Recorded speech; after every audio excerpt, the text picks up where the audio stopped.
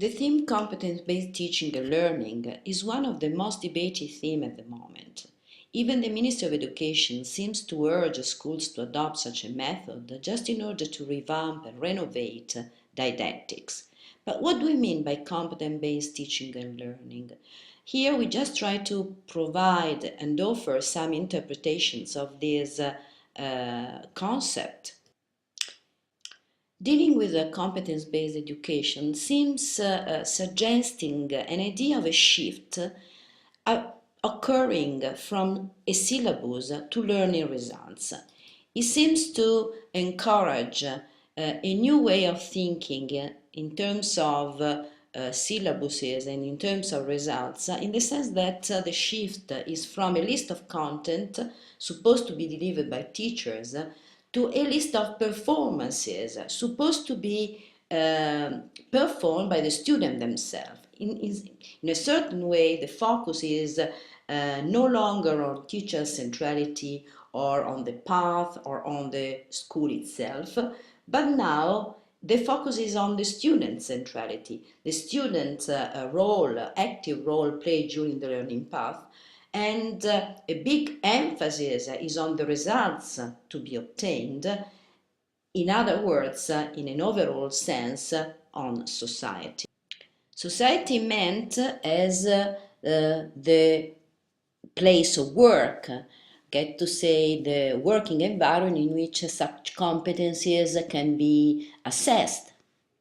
There are several European papers to be taken in consideration just in order to try to understand this concept of competence-based learning or teaching.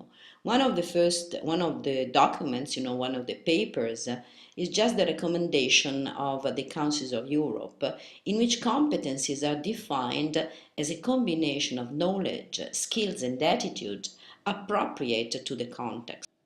Another important paper is the EQF, which provides the following definition. Competence means the proven ability to use knowledge, skills, and personal, social, and/or methodological abilities in work or study situation and in professional and personal development. Another important paper to be taken into consideration, especially from the informatics, the professionals, in the informatic field, is these documents which provide the following definition. Competence is a demonstrated ability to apply knowledge, skills, and attitudes to achieving observable results. Three documents are not the same, but very much alike, in the sense that in the first documents there is a clear reference to competencies and to knowledge, skills, and attitudes, while in the second one we can read that again the word competence is used connected to knowledge, skills, and personal, social, and/or methodological abilities, and also the last one clearly refers to competence as a demonstrated ability to apply, again, knowledge, skills, and attitudes. What is identical in these documents is this sort of tripartition, provided by the three documents in which knowledge, skills, and attitudes are present in these papers. And again, in the three documents, identical is the focus on the context, on the study situation and work situation, and again, the focus on observable results. Thus, in all three of them, the importance is given to the concept of a situation in which there is a performance aiming to get observable results. So competence is something that can be evaluated and assessed in a concrete situation in which it is possible to get results.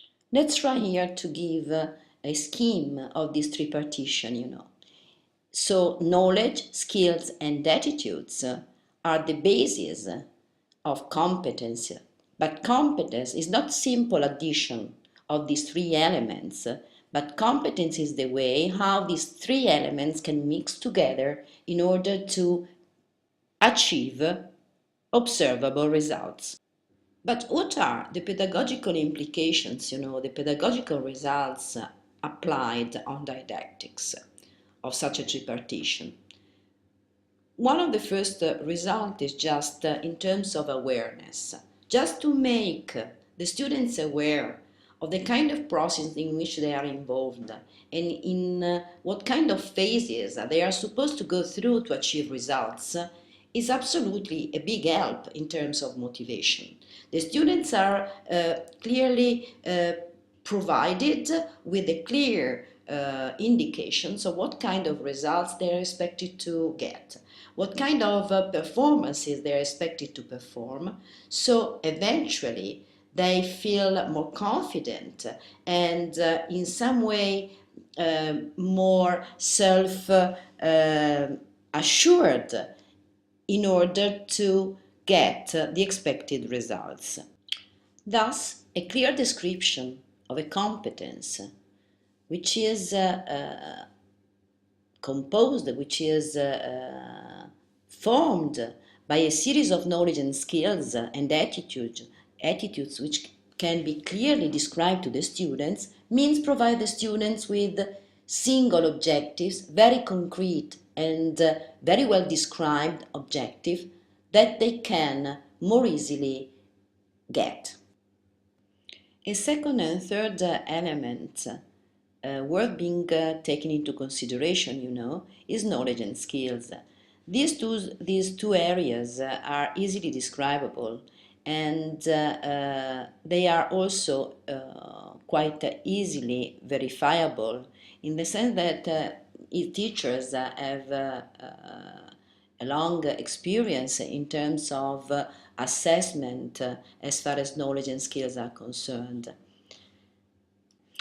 As far as the last element here, that to say attitudes, it's just an area, a field of interest, maybe for the whole class committee, that to say that in order to check and verify these attitudes, it's not enough the work of a single teacher, but all the teachers of that classrooms together.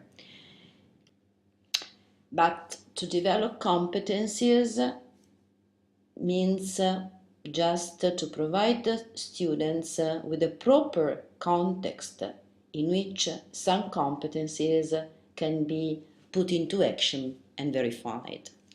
Schools often do it in different forms. The two main forms are project work activities and work-based experiences in companies.